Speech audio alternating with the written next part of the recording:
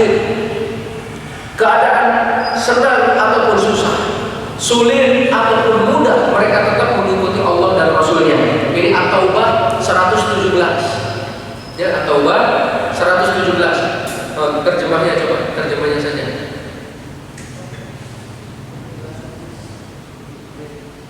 At-Taubah 117. Ya. Ya.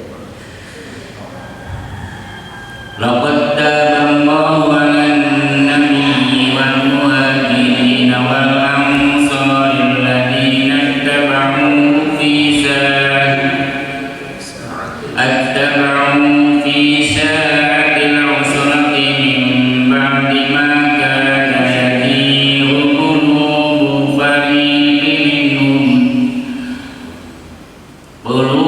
fariqin minhum thumma taba 'alaihim innahu bihim raufur rahim. Sungguh Allah telah menerima taubat Nabi, orang-orang Muhajirin dan orang-orang Ansor yang mengikuti Nabi pada masa-masa sulit. Setelah hati segolongan dari mereka hampir berbalik, kemudian Allah menerima taubat mereka. Sesungguhnya Allah Maha Pengasih, Maha Penyayang kepada mereka. Nah, Allah menerima taubat Nabi, Muhajirin, Ansor yang mengikuti Nabi dalam urusan sulit, dalam masa-masa sulit. Kapan masa-masa sulit itu, Bapak sekalian? Perang Tabuk pada waktu itu. Pada perang Tabuk, musim paceklik, panas menyengat, Bapak sekalian ya. Jaraknya begitu jauh dari Madinah ke Tabuk. Oleh Allah harus ditempuh dengan jalan kaki, sebagian berkendaraan. Kemudian perbekalan sedikit. Makanya Rasulullah SAW memerintahkan kepada para sahabat, siapa yang punya harta sedekahkan. Ya, Bapak sekalian, kumpulan harta tersebut. Seperti tadi Utsman bin Affan mengeluarkan 100 ekor unta dengan tunggangannya. Kemudian disuruh infak lagi 100 ekor unta lagi. Berarti jadi 200. Disuruh infak lagi 100 ekor unta lagi. 300 ekor unta bersama tunggangannya. Bapak sekalian. Kemudian para sahabat yang lain juga berinfak. Masya Allah, Allah. Ketika mereka mengadakan perjalanan menuju Tabuk, cuaca yang begitu panas, Allah. Kemudian bekal yang begitu sedikit, sampai 1 butir kurma harus dibagi berdua. Masya Allah, dibagi berdua. Setelah dibagi berdua itu, mereka menghisap kurma, baru kemudian minum air. Mereka hisap lagi kurma, mereka minum air. Biar kuat, kurmanya dari makan. Masya Allah, karena sedikitnya bekal mereka pada waktu itu. Maka pantas orang-orang munafik pada waktu itu muncul dan kelihatan. Maka Bapak sekalian, untuk mengetahui sifat kemunafikan seseorang itu memang salah satunya diuji dengan safar, salah satunya ataupun dengan kesulitan. Akan terlihat keluar kata-kata mencela Allah, mencela Rasulnya, sampai Allah menyatakan kalian ini kafir. Ya, tidak diterima lagi taubatnya. Bapak sekalian yang mulia Allah Subhanahu wa taala, mereka tetap mengikuti Rasul sallallahu alaihi wasallam walaupun dalam keadaan sulit. Kita lihat pada zaman Talut akan memerangi Jalut. Kata Talut, Allah akan menguji kalian dengan air. Ya, dengan sungai. Siapa yang minum di antara kalian bukan kelompokku, tapi siapa yang mengambil dikit saja di kelompokku. Mereka sedang kehausan, mereka sangat dahaga pada waktu itu, melihat air terjun mereka masuk ke dalamnya, mandi, kemudian minum sebanyak-banyaknya. Sudah minum kayak gitu lemas, kami nggak jadi berperang kan gitu. Nah, akhirnya udah tinggalkan mereka semuanya. Hanya tinggal sedikit kelompok yang bersama dengan Talut memerangi Jalut kalah. Maka dengan itu pun Bapak sekalian, kita harus hati-hati dengan ujian dunia, ya. Siapa yang malah hanyut di dalamnya, tenggelam di dalamnya, dikhawatirkan nggak muncul lagi, ya, khawatirnya nggak muncul. Maka kalau pun ada, ambillah sekemampuan kita, ambillah apa seperlunya kita. Kalau Allah memberi lebih, maka ingat di kanan kiri kita pun ada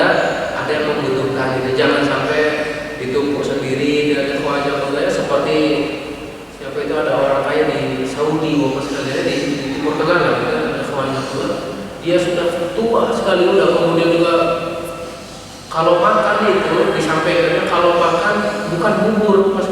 Jadi bubur itu diperas lagi. Apa jawabannya? Perasan air tajin gitu. Masya Allah, itu makannya itu. Padahal beliau orang kaya dan beliau males ini, maksudnya males nabung uang di bank ataupun apa ya. Jadi uang itu dikumpulin di kamarnya, penuh itu satu kamar. Sambil dilihatin uangnya, beliau menyatakan kalau uang ini bisa saya makan gitu. Jadi beliau mungkin pernah berusaha ataupun apa ya selama hidupnya hanya untuk sendiri ataupun apa ya.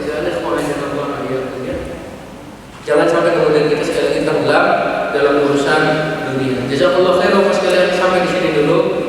Dan Allah yang terakhir nanti, Allah menjanjikan kemenangan bagi orang-orang yang berhijrah. Kita semua Allah sekalian, kita hijrah kepada Allah, kita tinggalkan keburukan, kita siap menerima perintah Allah, perintah Rasul, maka Allah menjanjikan kemenangan. Ulaika humul faizun, dan disebutkan mereka adalah orang-orang yang akan mendapat kemenangan. Jazakallahu khair. Jika ada yang mau ditanyakan, Alhamdulillah, saya memberkati pada Ustaz Abdul Khalid MA yang telah menyampaikan pelajarannya pada pagi hari ini terkait masalah pujian Allah terhadap kaum muhajirin. Mudah-mudahan semuanya akan menjadi pelajaran untuk kita dan akan meningkatkan keimanan kita kapan kita kepada Allah Subhanahu wa taala. Kita langsung pada sesi tanya jawab, silakan.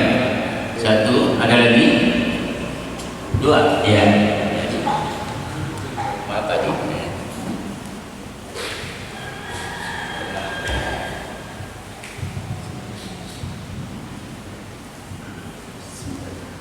Assalamualaikum warahmatullahi wabarakatuh. Waalaikumsalam. Saya tertarik dengan sabda Rasulullah bahwa akan ditariknya orang yang berilmu.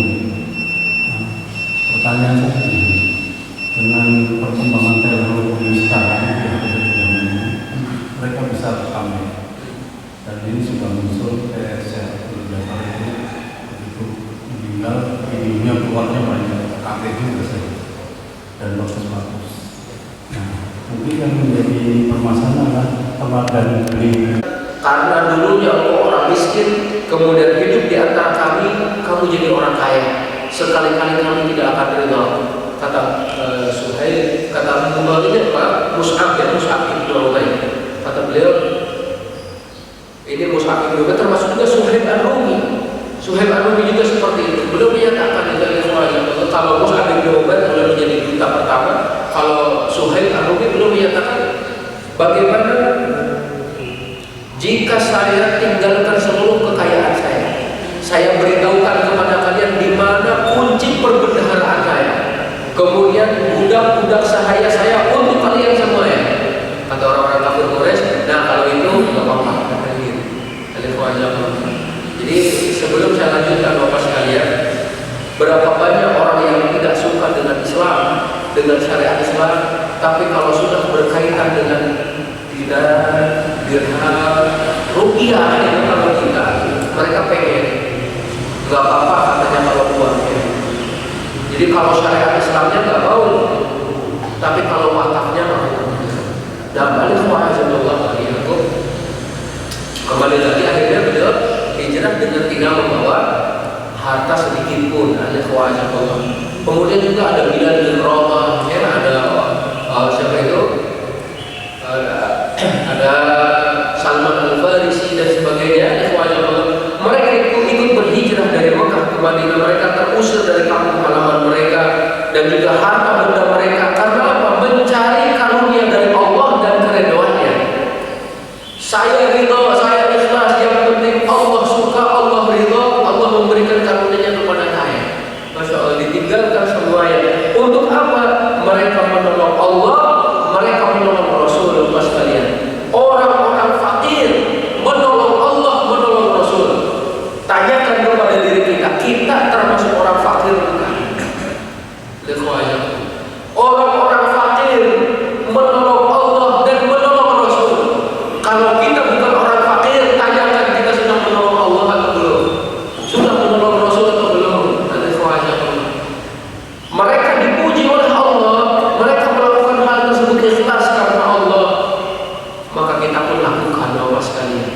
Kita ingin dikumpulkan dengan mereka. Kita ingin bertemu dengan Abu Bakar, dengan Umar, dengan Utsman, dengan Ali, dengan seluruh para sahabat, terlebih dengan Rasul Shallallahu Alaihi Wasallam. Maka lakukan apa yang dilakukan oleh mereka. Bapak sekalian yang dimuliakan Allah Subhanahu Wa Taala, memang kita tidak bisa seperti mereka 100%, tapi kita bisa mengikuti jejak langkah mereka semampu kita. Insya Allah, Bapak sekalian. Ada di antara mereka yang berinfak ribuan dinar, seperti Utsman bin Affan, ya, 100 ekor unta dengan tunggangannya. Coba Bapak sekalian. Atau Abu Bakar As-Siddiq seluruh hartanya. Maka kita pun bisa mengikuti mereka walaupun tidak sama. Saya bisa infak 100 ribu, 200 ribu, 300 ribu, atau saya tidak bisa infak apa-apa kecuali hanya 2.000 rupiah, tidak apa-apa Bapak sekalian. Dulu ada seorang wanita tidak bisa berinfak kecuali dengan rambutnya, karena beliau tahu rambut itu bisa digunakan untuk camati kuda, itu atau kuda apa itu. Maka beliau potong rambutnya itu, Allah dijadikan tali, diinfakkan di jalan Allah Subhanahu Wa Taala. Insyaallah. Selanjutnya, sifat yang menjadi pujian bagi para muhajirin yang disebutkan oleh Allah Subhanahu Wa Taala, mereka adalah orang-orang sabar. Setelah ikhlas, semuanya karena Allah.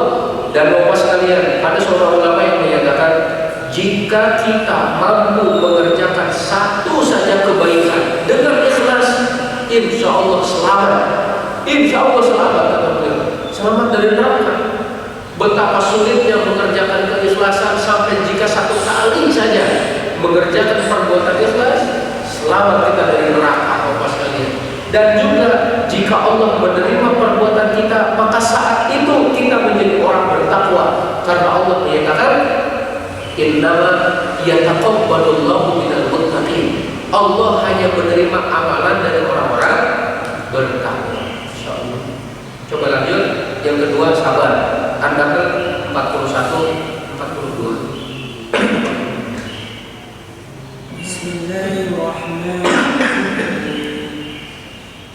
Walladzina hadaru fillahi min ba'di ma zulimu lanubawwi'annahum fid dunya hasanah wa la'ajrul akhirati akbar law kanu ya'lamun.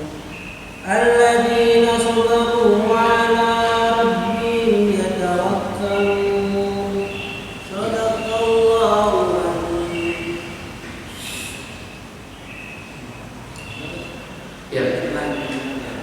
Dan orang-orang yang berhijrah karena Allah, ya, sesudah mereka dianiaya, pasti kami akan memberikan tempat yang bagus kepada mereka di dunia.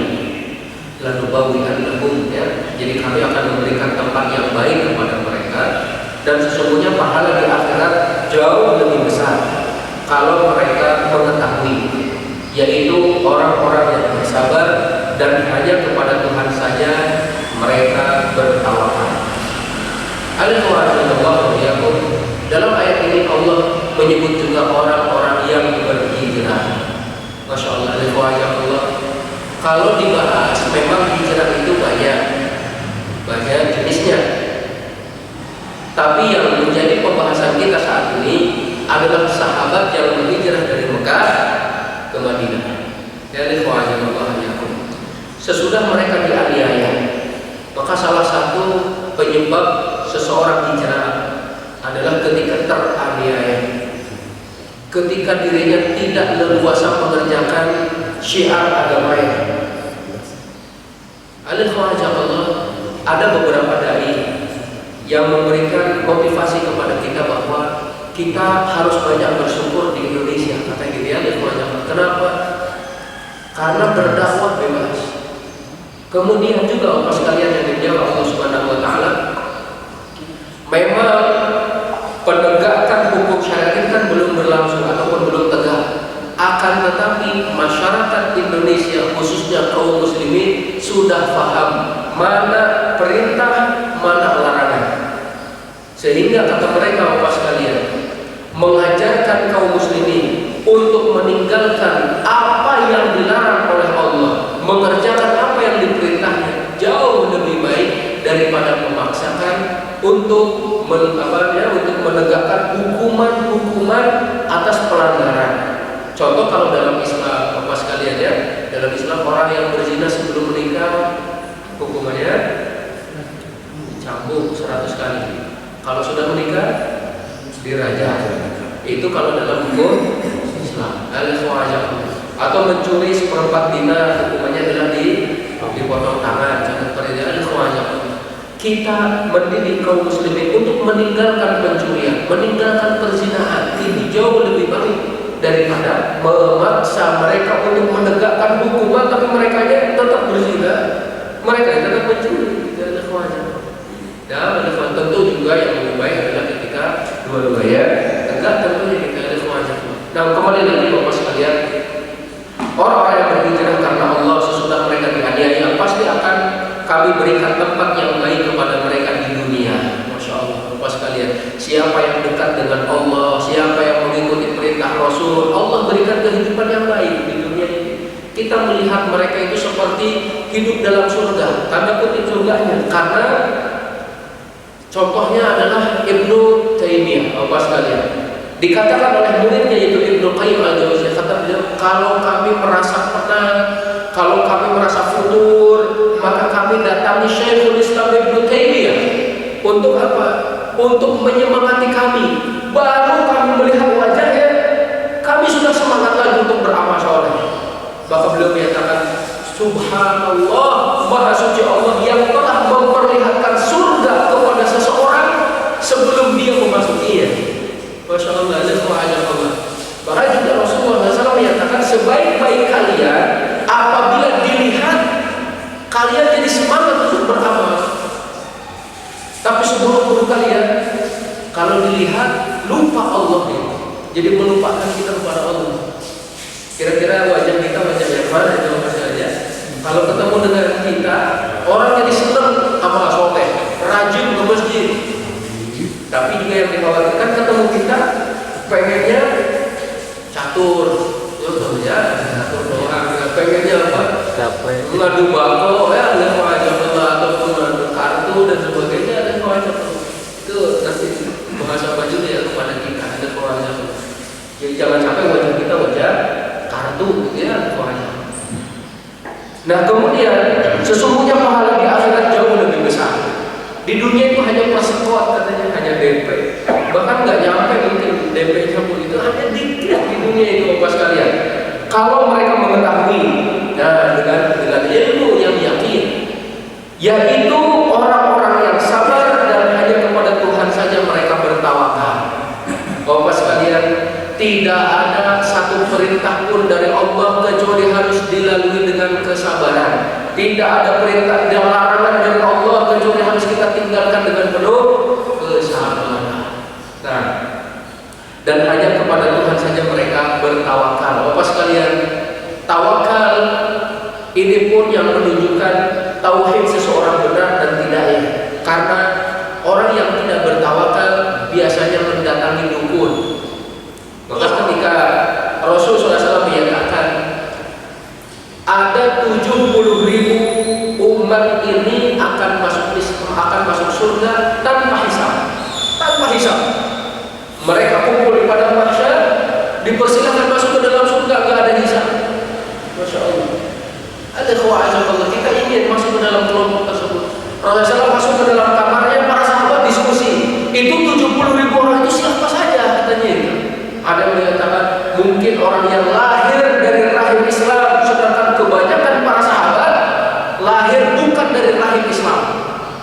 Umar bin Khattab, ibu bapaknya kan bukan Muslim. Abu Bakar As-Siddiq juga seperti itu, tapi keistimewaan Abu Bakar seluruh keluarganya masuk Islam. Masya Allah. Kemudian itu yang lainnya. Ada juga yang berpendapat mungkin yang akan masuk surga tanpa hisab adalah yang menemani Rasul Shallallahu Alaihi Wasallam. Dan sebagainya, berbagai pendapat para sahabat dikeluarkan. Rasulullah pun keluar lagi dari kamarnya. Bayangkan itu rumah beliau yang Masjid Nabawi ini ya, keluar dari kamarnya, kemudian menjelaskan orang yang masuk surga tanpa hisab, satu, la yastarqun, tidak minta diruqyah, wala yataqayyaru, tidak melakukan tiarah, wala yaqtawun, tidak berobat wa 'ala rabbihim yatawakkalun, dan hanya kepada Tuhan mereka lah bertawakal. Dan Bapak sekalian, tidak minta diruqyah maksudnya dengan ruqyah yang syirik, dengan jamu-jamu yang syirik gitu ya. Ikhwanah Allah, datang ke paranormal, kepada dukun, bertanya dan sebagainya. Kemudian mereka tidak tatoyun, mengundi nasib dengan menerbangkan burung. Mau menikahkan anak, terbangkan burung dulu. Mau pergi, terbangkan burung dulu. Kalau burung ke kanan, oh baik. Kalau burung ke kiri, oh buruk. Atau ngitung kancing, atau apalah ya, kemudian nasib lah kita ada Allah. Dan mereka hanya bertawakal kepada Allah Subhanahu wa Ta'ala. Tawakal itu menyandarkan sepenuhnya, ya, menyandarkan hati sepenuhnya kepada Allah dengan melaksanakan sebab. Melaksanakan sebab, Bapak sekalian. Saya lapar, pengen makan, pengen kenyang, makan dulu, baru tawakal. Ya, Allah. Saya bawa kendaraan biar tidak hilang, kunci dulu baru tawakal. Kalau bawa motor kuncinya digantungin kemudian nggak dijaga, ya, dia bilang saya tawakal pokoknya, itu bukan tawakal, Mas sekalian, ya. Itu sikap jahil, Mas sekalian, kejahilan murokab, jahil kuadrat itu, Mas sekalian. Itu bukan tawakal. Termasuk juga dengan fenomena yang ada, ya, kita laksanakan sebabnya, kemudian kita tawakal kepada Allah Subhanahu wa Ta'ala. Yang selanjutnya juga orang-orang muhajirin itu dikatakan sebagai orang-orang yang jujur. Dalam akhir surat Al-Hasyr Allah menyatakan ulaika humus shadiqun. Mereka lah orang-orang yang jujur dalam keimanannya, jujur dalam perkataan dan perbuatannya, Bapak sekalian. Dan perlu diingat, Bapak sekalian, Ibnu Qayyim Al-Jauziyah menyatakan dalam kitab Madarijus Salikin bahwa derajat jujur, ya, derajat as-siddiqin itu adalah derajat kedua setelah derajat para nabi. Jadi Bapak sekalian, siapa yang ingin mengejar derajat paling tinggi setelah kenabian, maka gapailah derajat as-siddiqin, orang-orang yang jujur. Dan itu Allah menyatakan, wa may yuti'illaha war rasul fa ulaika ma'al ladzina an'ama Allahu minan nabiyyin was-siddiqin wasyuhada was-shalihin wa hasuna ulaika rafiqa. Nabiyyin, jadi siapa yang taat kepada Allah dan Rasul, Allah akan mengumpulkan mereka bersama orang-orang yang telah diberi nikmat dari kalangan para nabi, para siddiqin, para syuhada, dan juga orang-orang saleh. Mas sekalian, Allah, berkatalah yang jujur, berbuatlah dengan penuh kejujuran. Mudah-mudahan kita masuk dalam kelompok orang yang jujur. Nah, sekarang surat At-Taubah ayat 20, jihad dan pengorbanan. Jadi orang-orang yang berhijrah, mereka telah melakukan jihad, mereka juga telah memberikan pengorbanan. At-Taubah 20. Ayat 20. Ya, 20.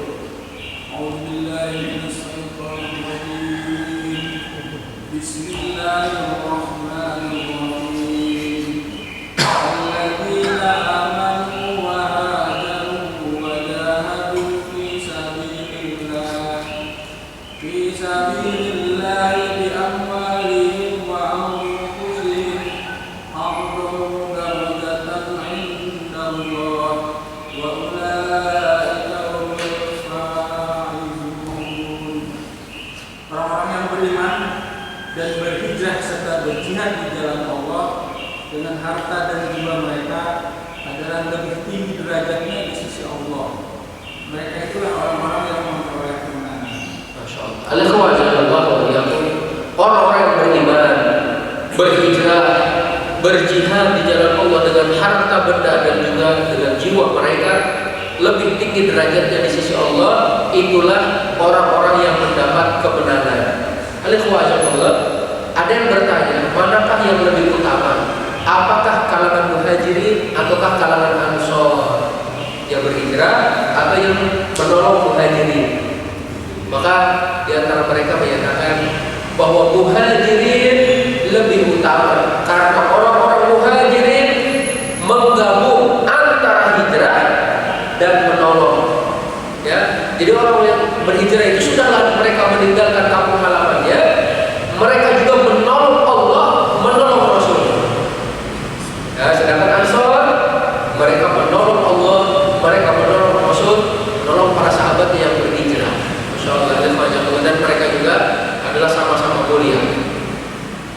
Disebutkan di sini bahwasanya mereka telah melakukan jihad dan pengorbanan. Maka kita pun Bapak sekalian harus sama-sama paham bahwasanya jihad salah satunya adalah memerangi hawa nafsu.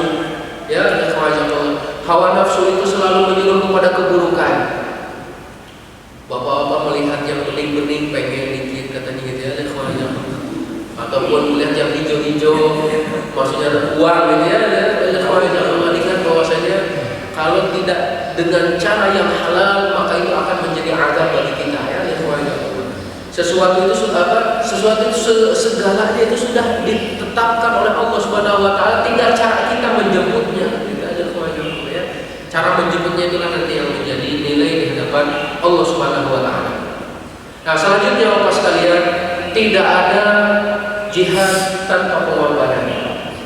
Apapun itu yang dinamakan dengan jihad maka harus ada pengorbanan. Seperti orang menyatakan saya cinta Allah, maka buktikan kecintaan engkau. Seperti ada yang bilang kepada kekasihnya, ya, saya cinta kamu. Kalau kamu memang cinta saya, ini pengantin baru ya. Kalau kamu memang cinta saya, coba saya pengen kelapa dari pohonnya langsung, katanya gitu. Itu ngidamnya kayak gitu kan. Suaminya yang tadinya nggak pernah naik pohon kelapa tiba-tiba bisa, Bapak sekalian. Masya Allah. Apalagi kalau di kampung pohonnya kan tinggi-tinggi.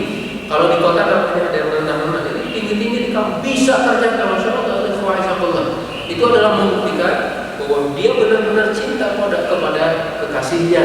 Maka sekarang ketika Allah menyatakan, wahai orang-orang yang beriman, penuhilah seruan Allah dan Rasulnya.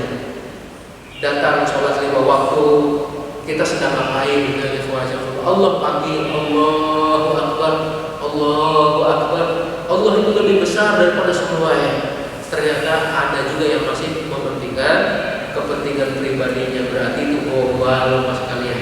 Yang tadi mengatakan cinta Allah dipanggil oleh Allah diam aja. Nah, ya, jadi gombal warwin. Mas kalian, hati-hati dengan yang seperti itu. Selanjutnya juga bahwa mereka adalah orang-orang yang benar-benar mengharap karunia dari Allah Subhanahu wa taala. Surat Al-Baqarah 218. Ada yang sudah dapat ini? Al-Baqarah 218. Ibu-ibu boleh.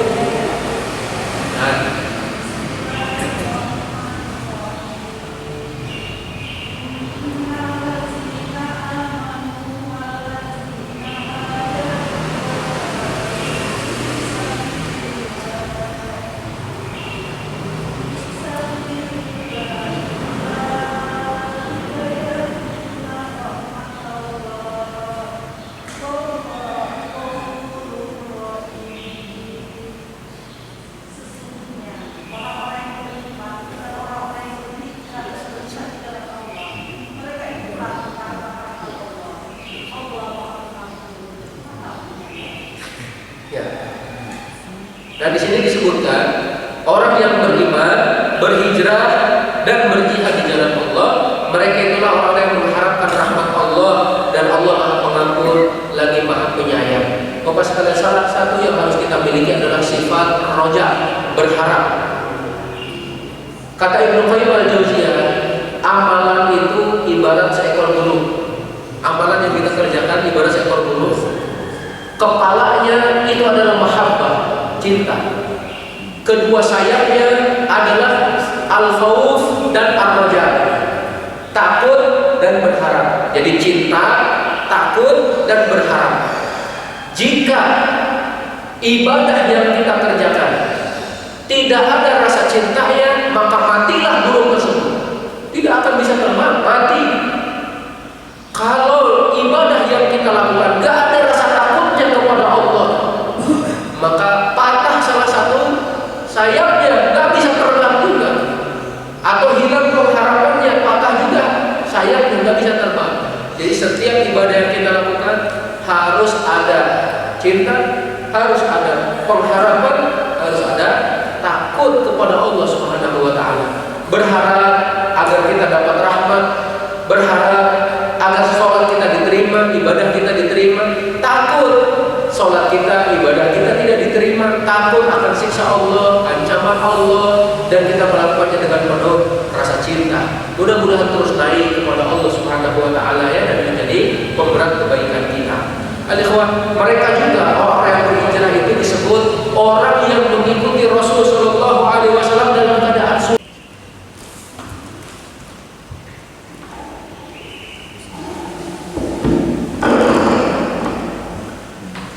Bismillahirrahmanirrahim. Assalamualaikum warahmatullahi wabarakatuh. Waalaikumsalam warahmatullahi wabarakatuh. Alhamdulillahilladzi nahmaduhu wa nasta'inuhu wa nastahdihi wa natubu ilaih wa na'udzu billahi min shururi anfusina wa min sayyiati a'malina. May yahdihillahu fala mudilla lahu wa may yudlil fala hadiya lahu. Asyhadu an la ilaha illallah wahdahu la syarika lahu wa asyhadu anna Muhammadan 'abduhu wa rasuluhu la nabiyya wa la rasula ba'dahu. Fa inna ashraqal hadits kitabullah wa khairul hadi hadi Muhammadin sallallahu alaihi wasallam wa syarrul umur muhdatsatuha fa inna kulla muhdatsatin bid'ah wa kulla bid'atin dhalalah wa kulla dhalalatin finnar. Amma ba'd. Bapak-bapak dan ibu-ibu jamaah Masjid Al-Istiqamah yang dimuliakan Allah Subhanahu wa taala, alhamdulillah kembali kita dipertemukan oleh Allah Subhanahu wa taala untuk sama-sama kita membacakan ayat-ayat Allah, merenungi hadis-hadis Rasulullah sallallahu alaihi wasallam, untuk sama-sama tawasul bil haq dan tawasul bis sabr, untuk memberikan nasihat agar kita tetapi kebenaran dan kita memberikan nasihat untuk menetapi kesabaran. Karena hal inilah yang insyaallah akan menyelamatkan kita dari kerugian yang apabila menyesal padanya tidak mungkin lagi bisa diperbaiki. Itu adalah kerugian di akhirat, Bapak sekalian. Banyak orang yang tadinya tidak beriman dengan hari kiamat, akan tetapi ketika melihat hari kiamat dengan mata mereka sendiri, maka mereka menyatakan, qala rabbi irji'un, ya Allah kembalikan kami ke dunia, kami nyesal ya Allah, kami ingin berbuat baik, kami ingin menjadi orang-orang soleh. Tapi kemudian Allah membantah ucapan mereka dengan menyatakan kalla, tidak akan pernah mungkin hal itu terjadi kata Allah. Jadi orang yang sudah meninggal dunia, orang yang sudah masuk ke dalam alam akhirat, tidak mungkin lagi dikembalikan ke dunia. Ditambah lagi Bapak sekalian, bahwa nanti orang-orang munafik mereka berupaya untuk mencari-cari cahaya ketika di akhirat. Mereka menunggu kedatangan orang-orang beriman.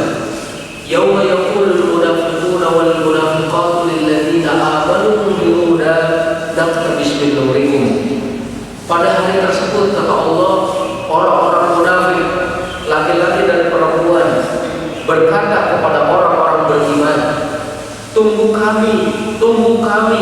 Mereka itu berteriak-teriak, tunggu, tunggu, wahai orang-orang yang beriman, tunggu kami, naqtabis min nurikum, agar kami bisa mengambil cahaya kalian, agar kami bisa berjalan di belakang kalian.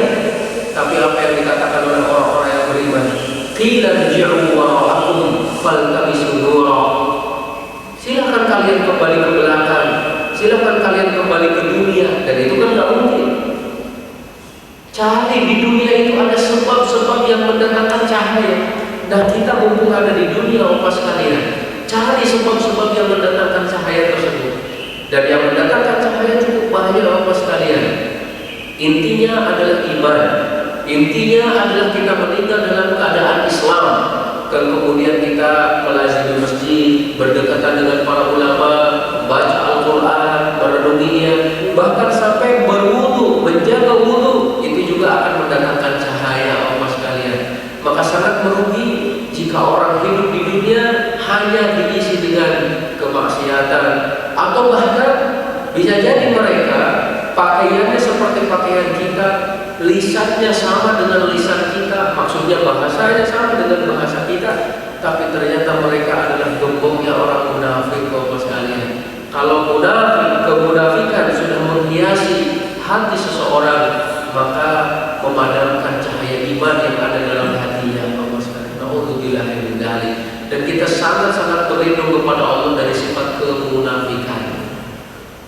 Ibnu Abi Mulaika, beliau pernah menyatakan, saya bertemu dengan lebih dari 30 sahabat. semuanya takut dengan penyakit nifak. Maka tidak ada orang yang takut penyakit nifak kecuali orang beriman, dan tidak ada yang merasa aman dengan penyakit kemunafikan kecuali orang munafik itu sendiri. Bapak sekalian, dan banyak kita lihat saat-saat ini itu orang-orang munafik. Cirinya Bapak sekalian, kalau orang beriman bersatu dia nggak suka. Kalau orang beriman rajin ke masjid, dia benci. Kalau orang beriman saling gotong royong membantu sesama mereka juga nggak suka. Yang suka adalah kaum muslimin berpecah belah, kaum muslimin dicela dikatakan kaum muslimin itu arogan, kaum muslimin itu radikal dan sebagainya. Itu adalah ciri-ciri orang munafik, walaupun yang menyatakannya adalah ngaku orang beriman. Dan yang seperti inilah dari dulu memecah belah barisan kita dari dulu gitu. Maka pantas balasannya pun adalah di neraka yang paling dalam.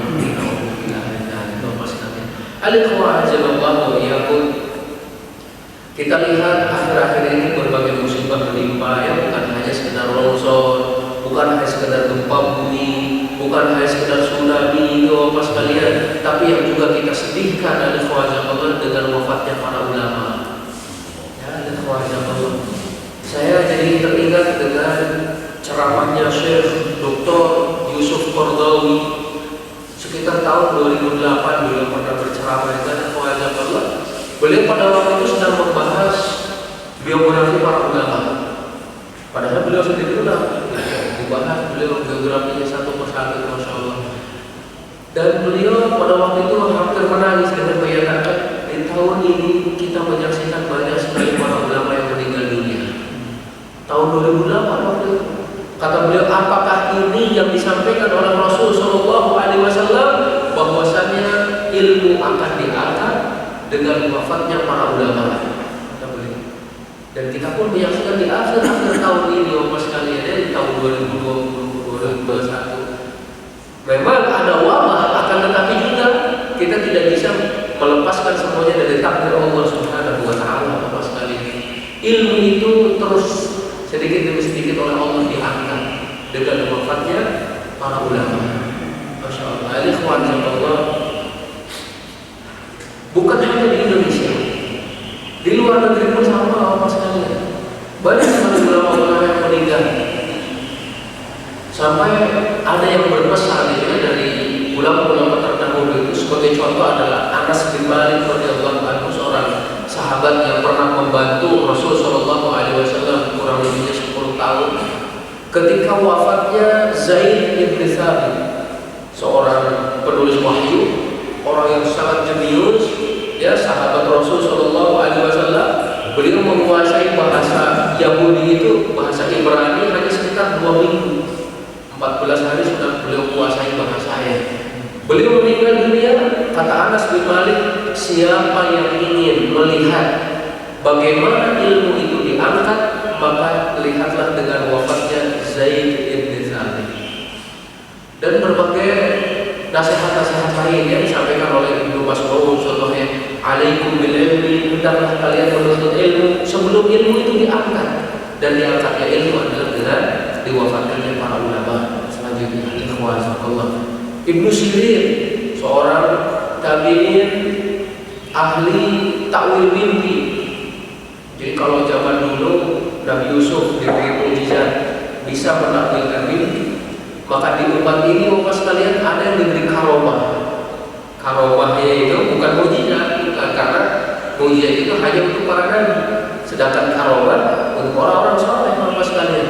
Kalau untuk para dukun, istidraj, ya, istidraj itu untuk orang-orang para dukun itu, tukang ramal dan sebagainya. Seseorang datang kepada Ibnu Sirin dengan menyatakan, wahai Ibnu Sirin, tadi malam saya bermimpi melihat ada seekor burung turun dari langit, kemudian hinggap di sebatang bunga yang begitu indah. Dipetiknya bunga tersebut, terbang lagi ke langit. Apa takwilnya wahai Ibnu Sirin? Kata Ibnu Sirin, saya melihat akan wafatnya para ulama.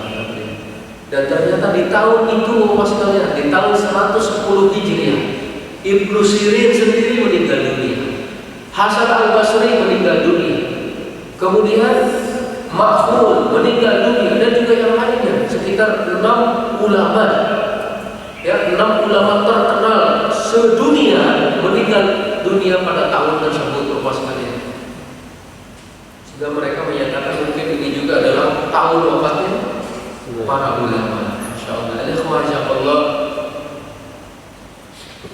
Kewajiban kita seperti tadi adalah kita mempersiapkan diri dengan ilmu, Bapak sekalian, ya, sebelum ilmu itu diangkat. Karena kalau ilmu sudah diangkat, maka seperti pepatah Arab menyatakan, laulal ilmu lakana nasu kal bahaim. Kalau bukan karena ilmu, niscaya manusia itu seperti hewan. Hewan itu seperti apa, Bapak sekalian? Kelakuan hewan seperti apa? Kalau lapar sembarangan nyarinya, yang penting kenyang. Gitu ya. Kalau lagi nafsu syahwatnya muncul dimanapun dia lakukan, Bapak sekalian. Kalau mendekati hari kiamat itu, orang berzina itu di pinggir jalan, Bapak sekalian. Itu kan disebutkan dalam hadis, di pinggir-pinggiran jalan. Orang yang paling baik kata Rasulullah adalah orang yang menyatakan zinanya jangan di sini, pinggir dikit. Itu yang paling baik. Nauzubillah min dzalika, dan kemudian juga riba, merajalela dan sebagainya. Ada Allah. Mari kita muhasabah dengan adanya berbagai musibah dan lainnya. Ada Allah, terlebih di akhir-akhir ini juga kita melihat banjir di berbagai daerah. Ya, Allah. Tadi di perjalanan pun saya sempat tersendat beberapa menit, hampir 1 jam mungkin di tol itu nggak bisa kencang. Ya, Allah. Sebelum masuk tol juga banjir. Ada apa ini? Yang daerah-daerah yang sebelumnya tidak pernah banjir. Di kampung saya nggak pernah banjir sebelumnya, sekarang banjir juga. Bahkan di puncak pun yang nggak pernah banjir juga. Kemudian di Jawa Tengah, di gunung banjir juga. Gunung banjir. Jadi saya teringat dengan kisahnya Nabi Nuh. Coba. Pada zaman Nabi Nuh berdakwah kepada umat yang mengajak agar beribadah kepada Allah. Anaknya menentang. Ketika turun hujan yang begitu deras, bumi mengeluarkan air, kata Nabi Nuh, "Nah, ayo naik bersama kami, naik ke perahu ini." Gak mau, kata dia, "Saya mau naik ke puncak gunung." Naik ke puncak gunung, banjir pun sampai ke puncak gunung. Mati juga orang tersebut, Bapak sekalian. Allah. Pada waktu itu, ya, kezaliman yang dilakukan oleh kaum Nabi Nuh adalah menyembah selain Allah Subhanahu wa taala. Ya, menyembah Wad, Suwa, Ya'ud, Ya'uq, Nasr, tidak mendengarkan apa yang disampaikan oleh Nabi Nuh.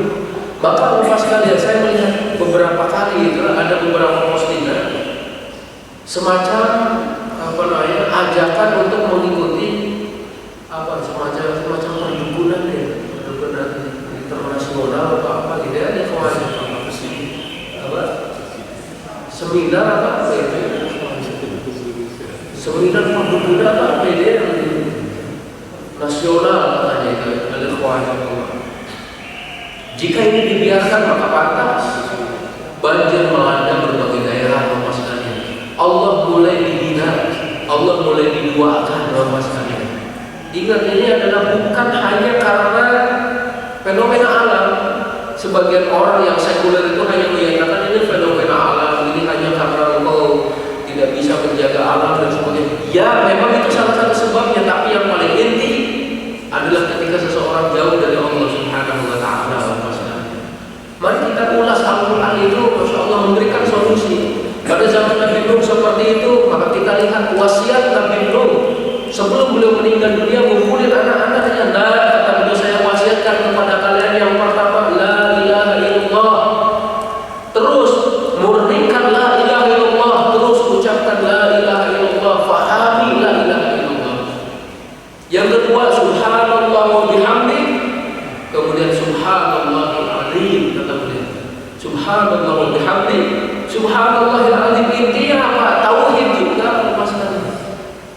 Menyucikan Allah, subhanallah, maha suci Allah, wa bihamdi, dan pujian untuknya. Subhanallahil azim, maha suci Allah dan maha agung Dia. Alif wa ajilullah wa yakum, selama Allah sudah tidak lagi berbagai peringatan darinya akan turun Bapak sekalian. Al-ikhwa'ajallallahu wa iyyakum. Terlebih lagi mungkin perlu kita ingatkan, innallaha la yu'ayyidu ad-dawlata al-'adilah wa in kanat kafirah. Wa innallaha la yu'ayyidu ad-dawlata al-zalimah wa in kanat muslimah.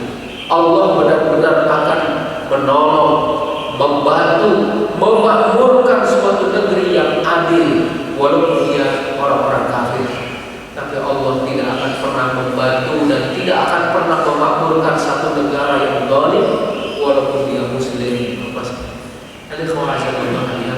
Itu barangkali sebagai pembukaan ya, dan kita muhasabah Bapak sekalian. Apa yang telah menimpa kita itu semua adalah karena dosa-dosa kita. Akuilah ini semua di hadapan Allah. Mudah-mudahan Allah akan mengangkat dengan segera. Nah, kita akan lanjut pembahasan sirah nabawiyah, di mana pada kesempatan kali ini insyaallah kita akan memasuki pembahasan pujian bagi kaum muhajirin. Pujiannya dari siapa? Dari Allah Subhanahu wa taala.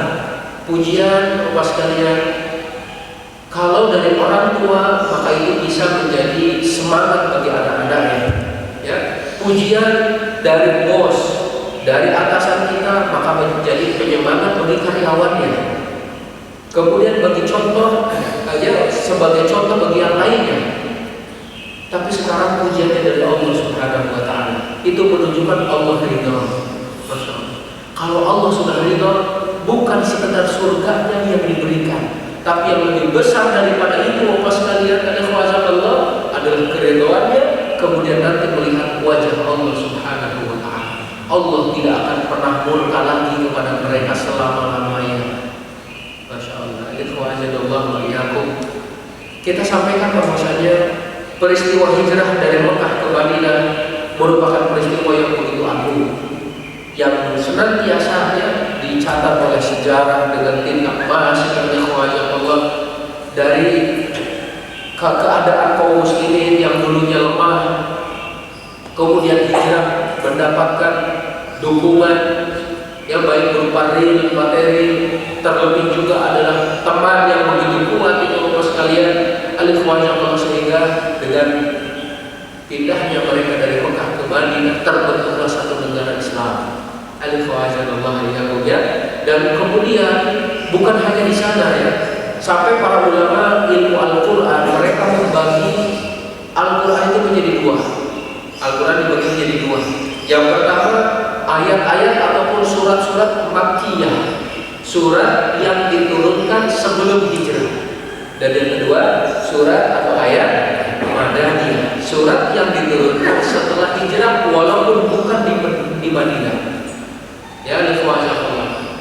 Setelah diteliti oleh mereka, Allah, ternyata surat-surat Makkiyah kandungannya banyak berisikan tauhid, banyak berisikan pembinaan internal, pembinaan pribadi.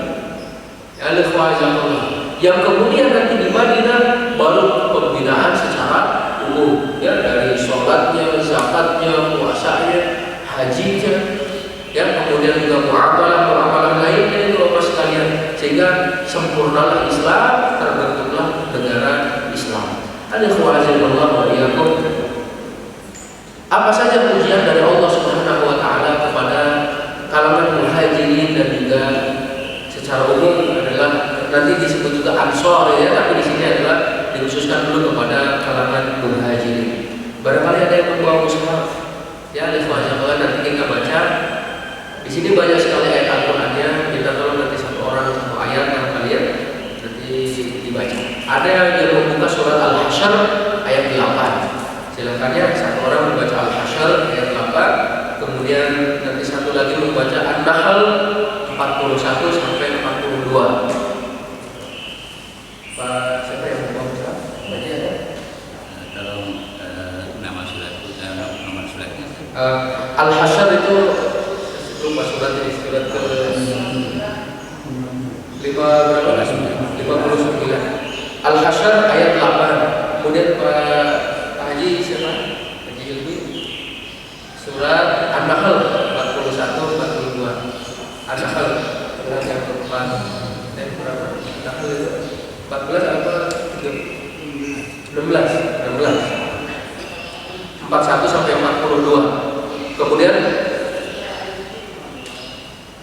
Surat At-Taubah, surat ke-9 ayat 20. Siapa yang membawa surat? Membuka At-Taubah surat 9 ayat 20. Coba. Ya. Terus satu orang lagi membuka surat Al-Baqarah 218. Al-Baqarah 218. Satu orang lagi surat At-Taubah 117. Nah, Al-Qur'anullah wa iyyakum. Yang pertama, pujian dari Allah Subhanahu wa taala kepada orang-orang yang berhijrah. Allah Subhanahu wa taala menyebut mereka sebagai orang-orang yang ikhlas. Ya. Mereka adalah orang yang hanya mengharapkan wajah Allah Subhanahu wa taala. Mari kita dengarkan surat Al-Hasyr ayat 8. A'udzu billahi minasy syaithanir rajim. Bismillahirrahmanirrahim. Lil fuqara'il muhajirin alladziina ukhriju min diyarihim wa amwalihim yabtaghuna fadlan minallahi wa ridwanan wa yansuruna Allaha wa rasulahu ulaika humus shadiqun. Harta rampasan itu juga untuk orang-orang fakir yang berhijrah, yang terusir dari kampung halamannya dan meninggalkan harta bendanya demi mencari karunia Allah dan keridhaannya dan demi menolong agama Allah dan Rasulnya. Mereka itulah orang-orang yang benar. Nah, Bapak sekalian,